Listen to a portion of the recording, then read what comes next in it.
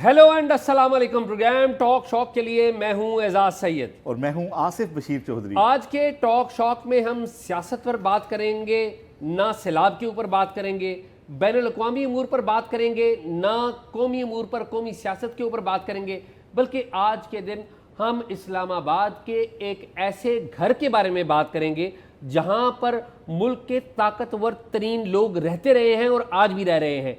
उस घर का मामला क्या है? घर इस अपने बासियों को ज़्यादा देर अपने साथ नहीं रखता। ये कहानी ऐसी है जिसे सुनकर आप हैरान भी होंगे, परेशान भी होंगे, और अगर हैरान परेशान ना हुए हंसेंगे ज़रूर। तो एक ही कहानी है आज हमारे पास, आइए आपको सुनाते हैं।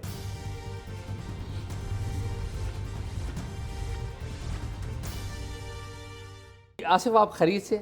शुक्र है अल्लाह का, ठीक ठाक। क्या नई ताज़ी है? बस नई ताज़ी तो आज एक बड़ी दिलचस्प खबर है जो आपको मज़ा आएगा सुन के। वो अगर आप इजाज़त दें तो मैं बता जी जी प्लीज़, आप बिस्मिल्लाह, आप जना देखें, इस्लामाबाद में ना एक पॉश सेक्टर में F74 में परबत रोड के ऊपर एक घर है। ये घर सरकारी है। ये वैसे तो ना तो CDA का है और ना ही फेडरल एम्प्लॉइज़ का जो है, वफाक के जो घर हैं वो है। ये अवैक्यू प्रॉपर्टी है। अवैक्यू क्यों है? क्योंकि 1967 में एक जोड़े ने, जो CSS ऑफिसर्स थे दोनों, मियाँ बीवी, हमारे मशरकी पाकिस्तान से ताल्लुक़ था उन दोनों हमारे बहन भाई का, तो उन्होंने बड़े चाव से घर बनाया था। और मारगला के दामन में ये वाक़या है, परबत रोड के ऊपर, बिल्कुल वेरी फर्स्ट ये घर है। बड़ा ही हाइट पे है, बड़ी आइडियल लोकेशन है। अगर आप इसे ड्रीम होम कहें तो गलत ना होगा। लेकिन ये घर बनाने के कुछ 4 साल बाद ही मशरकी पाकिस्तान का सानिया हुआ, पाकिस्तान दो लख्त हुआ और उन्हें पाकिस्तान से जाना पड़ा, जिसके बाद से ये घर अवैक्यू की जो प्रॉपर्टी है उसकी मलकियत शुमार होता है। इस घर में बहुत ताकतवर लोग पाकिस्तान के शुरू से रहते रहे हैं और इसमें आपको याद होगा भुट्टो साहब के ज़माने के जो DC थे सईद मेहदी साहब, वो भी रहते रहे हैं। उनके अलावा भी बहुत सारे ब्यूरोक्रेट रहते रहे हैं। यहाँ पे इस घर के बारे में जो मैं आपको अहम बात बताना चाह रहा हूँ वो ये है कि कहा जाता है कि इस घर के ऊपर जिन्नात का साया है। ठीक। और ये बात किसी एक फ़र्द ने नहीं की, ये बात तसलसल से कही जाती है और यही वजह है कि इस घर में कोई भी फ़र्द जो है वो लंबे अरसे तक क़याम नहीं करता। एक जो फैमिली जिसने बहुत लंबे अरसे क़याम किया वो शौकत अज़ीज़ सिद्दीकी थे, जो चंद साल तक यहाँ टिके। लेकिन उन्होंने भी हमारे से गुफ्तगू में कन्फर्म किया है कि उनके मुलाज़मीन शौकत अज़ीज़ सिद्दीकी, साबिक़ जज इस्लामाबाद हाई कोर्ट, जस्टिस जिनको हटा दिया गया था उनके ओहदे के, जी, जिन्हें चीफ जस्टिस बनने से रोका गया, उनकी एक रेफरेंस बना। और दिलचस्प बात यह है कि उन्होंने भी कंफर्म किया कि इस घर के अंदर जिन्नात के हवाले से उनके अक्सर मुलाजमीन भी शिकायतें करते थे और घर में कुछ चीज़ें ऐसी होती थीं जिससे शुबा पड़ता है कि यहाँ पे कुछ पुरस्कारियत है इस घर के अंदर। तो जो दिलचस्प बात हमें इस घर के पुराने मुलाजमीन से और गार्ड्स वगैरह से पता चली वो क्या है कि इस घर में रात के वक्त आवाज़ें आती हैं और सम टाइम तो ये होता है एजाज़ कि सुबह आप उठेंगे तो घर के फर्नीचर का जो सीक्वेंस है वो चेंज होगा। कभी कभार ऐसा भी होता है कि किसी कमरे में पैर घिसट रहे हैं और ऐसा लगता है कि कोई चल रहा है पैर घिसट के, और जब आप लाइट खोलेंगे तो आप देखेंगे तो कोई भी नज़र नहीं आएगा। इसके अलावा कुछ कमरों की लाइटें रात को ऑफ होती रहती हैं, ख़ुद से ऑन होती रहती हैं। कभी निचली मंजिल वालों को ये लगता है कि ऊपर की मंजिल वाले जो हैं वो फर्नीचर घसीट रहे हैं, ठीक है, और आप ऊपर जाके पूछें तो वो सो रहे होते हैं। तो बड़ी अजीब व गरीब और पुरस्कारियत इस घर के साथ जुड़ी हुई है। जो शौकत अज़ीज़ सिद्दीकी साहब ने कहा, उन्होंने कहा मेरे चंद मुलाजमीन ने भी बारहा ये शिकायत की कि इस घर में जिन्नात का कोई साया है या कुछ ऐसी चीज़ है जो हमें तंग करती है। यार सुपरस्टिशन तो नहीं है किसी को? देखें, शौकत अज़ीज़ सिद्दीकी एक मजहबी आदमी भी हैं और उन्होंने ये बात कंफर्म किया। उन्होंने बल्कि हमें ये भी बताया कि उनसे पहले जो रहते थे यहाँ पे, जनरल मुशर्रफ के प्रिंसिपल सेक्रेटरी रहते थे तारिक अज़ीज़, उनकी जो बेटी थी उनको भी एक आमिल साहब आते थे और वो इकबाल सेल्फी, एक पिंडी के बड़े मशहूर बुज़ुर्ग हैं जो जिन्नात के हवाले से बड़े मशहूर रहे हैं, वो उनकी एक बच्ची को दम डालने आया करते थे कि उनके ऊपर कुछ था कि शायद साया है या कुछ ऐसे है, ठीक है। लेकिन आज के दौर में आसिफ ये बात कोई हजम नहीं होती। मतलब मैं, आपको पता है, मैं आपकी बात पे ट्रस्ट करता हूँ और मुझे पता है जी एजाज़, आप ऐसे तो बात नहीं कर रहे और आप हवाले दे रहे हैं। देखें एजाज़, सबसे पहले तो ये कि ये बहस के क्या ये जिन्नात वगैरह होते हैं, हमारा तो बिलीव है कि जिन इंसान और जिन दो मखलूक़ात हैं जिनका हिसाब होना है। कुरान में भी जिन्नात का जिक्र है, सूरह जिन भी है। फिर इनमें क्योंकि इनके पास इंसान की तरह नेकी और बदी के रास्ते चुनने का इख्तियार होता है तो इनमें शरीर जिन भी होते हैं, ठीक है ना, यानी बाकी मखलूक़ात के पास तो इख्तियार नहीं है, लेकिन इंसानों और जिन्नों को ये इख्तियार दिया गया है। और शरीफ जिन भी होते हैं, और शरीफ जिन भी होते हैं, नेक जिन भी होते हैं, सब आप उसको जो भी कहें। अब जो जिन्नात के बारे में यही कहा जाता है कि जहाँ पे आबादियाँ आ जाती हैं वहाँ पे से ये चले जाते हैं, आबादियों से दूर चले जाते हैं। अच्छा। और ये अपना मस्कन जो है इंसानी आबादी से दूर ले जाते हैं। नारी मखलूक है, यानी कि ये चले खैर आग से पैदा किए। इनके बारे में जो मालूमात हैं लोगों को मेरे से ज़्यादा पता होंगी। मैं come back to the point. अच्छा, मैंने जब ये बात सुनी तो मुझे ये बात जब पता चली तो वो ये थी कि वफाकी वज़ीर दाखिला मोहसिन नकवी भी इस घर में रिहाइश पजीर रहे हैं। अच्छा। तो हमने उन्हें भी रब्ता किया और उनसे पूछा, क्योंकि वो आजकल एक होटल में रह रहे हैं, इस्लामाबाद के एक होटल में उन्होंने रिहाइश रखी हुई है।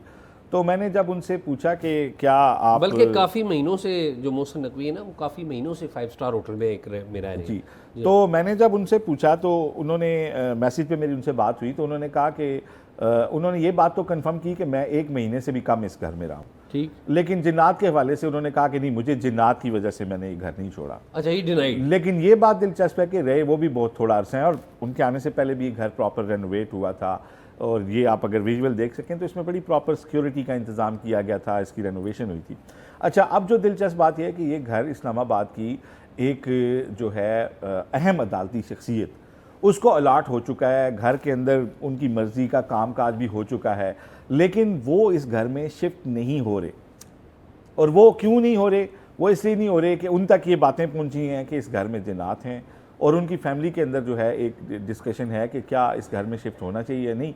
तो वो अभी तक इस घर में शिफ्ट नहीं हो रहे और अभी तक ये घर खाली है। अच्छा, मैं chief justice Islamabad high court की बात तो नहीं कर रहे? मैं नहीं चाहता नाम किसी का लेना, लेकिन एक आला अदालती शख्सियत को अलाट हुआ। अच्छा एजाज़, मैं जब ये बातें सुन के इस जगह पहुंचा तो मुझे बड़ी हैरत हुई कि मैं तो इस स्ट्रीट में पहले जा चुका हूँ। वजह हैरत ये थी कि आप देखें कि इस्लामाबाद में बेशुमार क्राइम भी होता है, लेकिन एक कत्ल ऐसा है जिसमें बड़ी हमें सफाकियत नज़र आती है, जिसमें बड़ी वहशत है।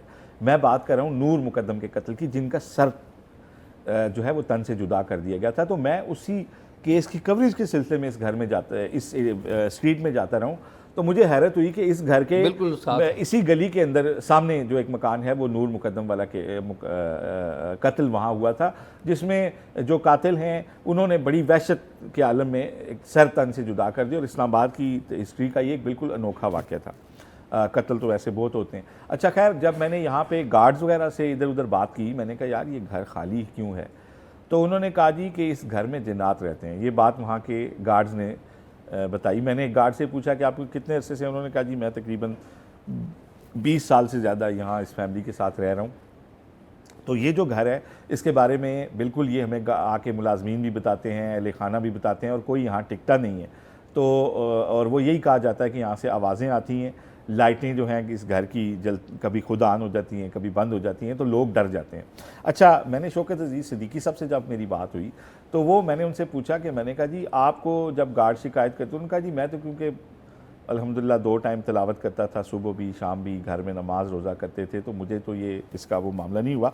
लेकिन एजाज़ देखें, वो भी इस घर में लंबा अरसा इसलिए नहीं टिक सके कि पहले तो इसी मकान की रेनोवेशन का इनके ऊपर एक मुकदमा बनाया गया कि आपने इसमें एक्स्ट्रा पैसे लगाए। अच्छा, ये वही मकान है जिसकी रेनोवेशन का मुकदमा इनके ऊपर बना, रेफरेंस बना, और वो कहते थे कि रेफरेंस जी। और जब उन्होंने रिकॉर्ड मांगा कि बाकी जजेस ने अपने घरों में रेनोवेशन के लिए कितने पैसे सर्व किए, उसकी कोई डिटेल दी जाए, तो उस पर वो केस वहाँ रुक गया था। बाद में इन्हें जब निकाला गया तो पिंडी बार से जो इन्होंने खिताब किया था इंटेलिजेंस एजेंसियों की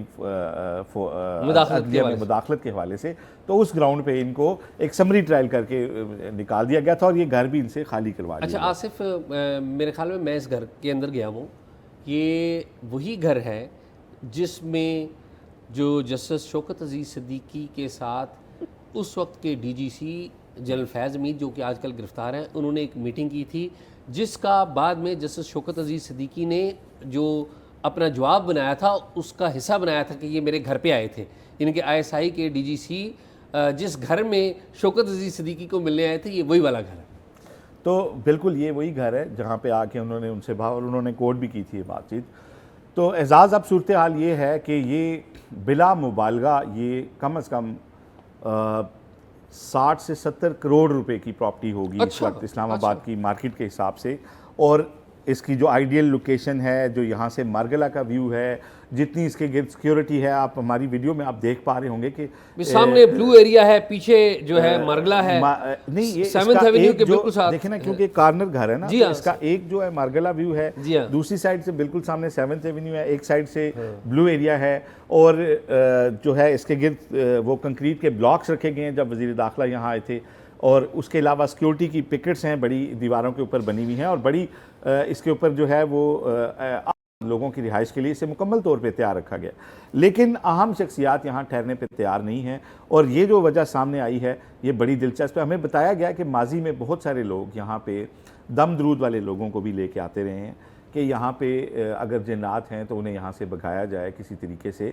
और हमें ये बात भी बताई गई है कि एक मरतबा एक साहब जो दम करने के लिए आए थे, उनकी अपनी हालत बड़ी गैर हो गई थी, और वो उनके गिरने की आवाज़ पूरे घर वालों ने सुनी थी, और वो जब उन्हें उठाया गया तो उन्होंने कहा कि मुझे यहाँ से ले चलें, मैं इस चीज़ का मुकाबला नहीं कर सकता। अच्छा आसिफ, ये आप कह रहे हैं कि इस घर में जिन्नात हैं, मुझे तो नहीं जिन्नात का पता, मैं नहीं कहता कुछ, लेकिन ये जिन्नात ये खलाई मखलूक तो नहीं है इस घर में? देखें एजाज़, ऐसी तमाम मखलूक़ात जो दिखाई नहीं देती और काम डाल देती हैं, वो हम तो उन्हें जो है साया कहते हैं, कभी कभी भूत कहते हैं, कभी जिन कहते हैं, तो होने को तो ये खलाई मखलूक भी हो सकती है जो दिखाई भी नहीं देती और डरा भी देती है। तो लेकिन पाकिस्तान में आपको पता है खलाई मखलूक एक बड़ी एक जी पाकिस्तान में हकीकत है, पाकिस्तान कई तरह की खलाई मखलूकात हैं और उनसे डरना नहीं। पाकिस्तान में एक ही तरह की खलाई मखलूक है यार, आप तो जाती कह रहे हैं कई तरह के मतलब एक ही तरह की नहीं, आगे जो काम करने आती है खलाई मखलूकात वो डिफरेंट है। नहीं आसिफ, ये पाकिस्तान की ऐसी खलाई मखलूक है कि जो इलेक्शन के रिजल्ट भी बदल देती है। नहीं, मैं तो अगर आप कहेंगे कंपनी है तो मैं मान लूंगा, लेकिन खलाई मखलूकात आगे बहुत सारी हैं डिफरेंट टाइप की।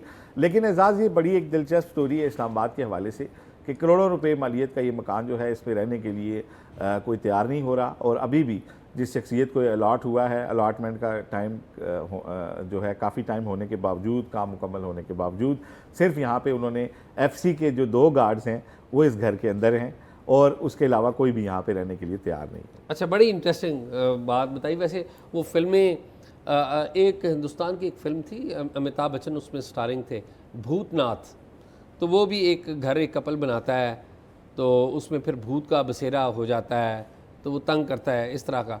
तो पता नहीं ये क्या है, लेकिन बांग्लादेश में शायद वो कपल हयात हो या उसकी औलाद हयात हो, कभी आए हों, तो हम कोशिश करेंगे कि बांग्लादेश से भी ढूंढे इस घर के असल मालकान के बारे में। और आपको आसिफ ये जान के खुशी होगी कि इस्लामाबाद का जो आपपारा मार्केट है वो एक ख़ातून के नाम पर रखी गई है जो आज भी हयात है, और गालिबन वो ऑस्ट्रेलिया में है। बांग्लादेश से उनका ताल्लुक़ था, आपपारा उन ख़ातून का नाम था, और वो आज भी हयात है। पहली बच्ची थी जो पॉली क्लिनिक में पैदा हुई, जो पहली बच्ची थी जो पॉली क्लिनिक में पैदा हुई, तो उनका नाम पेरेंट्स ने अपारा रखा, जिसपे हमने अपारा इस जगह का नाम अपारा है, और मैंने सुना कि वो ऑस्ट्रेलिया में है कहीं। अच्छा जी हाँ, अगर वो भी हमें सुने तो ज़रूर ईमेल करें, हमें खुशी होगी, बताएं, और हम उनका इंटरव्यू भी करना चाहेंगे अगर ज़रूर। और अपारा जो है उनका ताल्लुक़ हमारे बांग्लादेश से है।